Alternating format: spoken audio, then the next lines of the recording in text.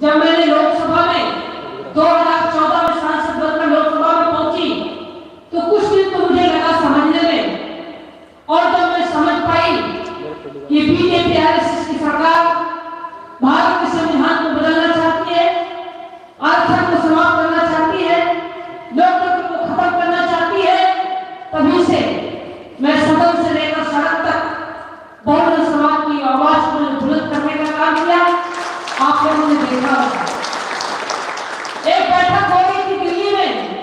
उस बैठक में गई थी, उस बैठक में मोहन भागवत भी आए थे और उन्होंने इस बैठक में कहा कि भारत के संविधान लोकतंत्र को तो हमेशा खत्म करेंगे कि रहना ना रहना बराबर होगा। उस बैठक से वापस आने के बाद मैंने अपने गुरु चेयरमैन कन्हैया जी को मैंने बताया, और ये 2017 की बात है,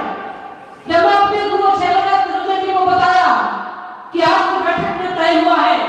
कि भारत का संविधान आरक्षण को हमेशा खत्म करेगा, रहना बराबर होगा, उसी दिन मेरे गुरु चेयरमैन कन्हैया जी ने मुझसे कहा कि अब तुम सब अपने को मत मानो कि हम भाजपा के सांसद हैं, अब सदन में संविधान को लागू कराने की मांग करो और सदन से लेकर सड़क तक बहुजन समाज के लोगों को बताना होगा,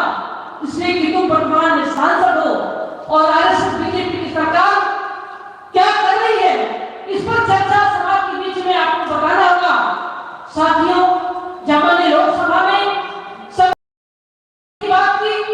आरक्षण को संपूर्ण रूप से लागू करने की बात की, तो हमारी बातों को अनसुनी की गई, और जब मेरी बातों को अनसुनी की गई, मुझे अनदेखी किया गया,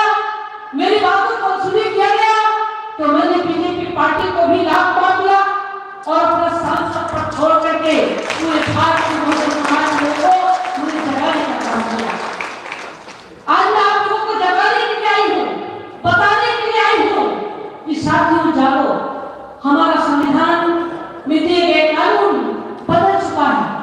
केवल ढांचा बचा है, संविधान में कानून बदल चुके हैं। वो भारत के संविधान को नहीं मानते, वो मनुस्मृति को मानते हैं, वो हमारे संविधान में कानून को नहीं मानते। इसलिए अगर ये संविधान खत्म हुआ तो हमारे बहुजन समाज का हश्र क्या होगा।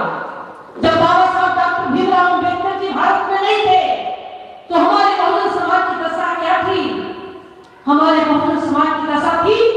कि गले में हारी बांधी जाती थी, कमर में झाड़ू बांधा जाता था, कमर में घंटी बांधी जाती थी, वो हमारे बहुजन समाज की दशा थी। उसी बहुजन समाज की दशा को आज यहाँ तक पहुंचाने वाले बाबा साहब डॉक्टर भीमराव अम्बेडकर जी जिस गले में हारी हुआ करती थी, उसी गले में आज आपको टाई पहनाने का काम है। जो बाबा साहब डॉक्टर भीमराव अम्बेडकर जी आपको वहां तक पहुंचाने का काम किए कि जिस कमर में झाड़ू हुआ करता था, उस कमर में आपको निवाला लगाकर चलने का अधिकार देंगे। बाबा साहब डॉक्टर भीमराव अम्बेडकर जी ने जो हमारे बहुजन समाज की तन पर अच्छे कपड़े नहीं हुआ करते थे, फटे पुराने कपड़े पहनते थे, तन ढकने का भी अच्छा कपड़ा नहीं था, आज बाबा साहब डॉक्टर भीमराव अम्बेडकर जी के बगल आप कोट पैंट टाई बेल्ट जूता मोजा में आप आईएएस पुलिस इंजीनियर डॉक्टर वैज्ञानिक के रूप में आज भारत में घूम रहे हैं। बाबा साहब डॉक्टर भीमराव अम्बेडकर जी के बदौलत लाखों रुपए की तनख्वाह पा करके, लाखों रुपए की व्यवस्था पा करके आप दिल्ली में, लखनऊ में, नोएडा में, भारत में घूम रहे हैं, अच्छी मकान बना रहे हैं, अच्छी व्यवस्था कर रहे हैं, अपनी कमाई का जो अपने बच्चों को पढ़ाने लगा रहे हैं। ये हथियार किसके ऊपर चलने जा रही है? ये हथियार उनके ऊपर नहीं चलेगी जो दिन भर मजदूरी करते हैं, वो बुलाते हैं 500 रुपए देते हैं, उनका भी गुलामी करते हैं गरीब, और आप भी बुलाते हैं तो आपके घर में भी 500 रुपए लेकर आपकी भी गुलामी करता है। उनका कुछ नहीं बिगड़ने वाला, उनके पास कुछ नहीं है, बिगड़ेगा उनका जो बाबा साहब डॉक्टर भीमराव अम्बेडकर जी ने बनाए गए भारत के संविधान आरक्षण के तहत जो पूंजीपति हो गए, जिनके पास संपत्ति हो गई है, जिनके पास पैसा हो गया है, ये वही टूटे जाएंगे और वही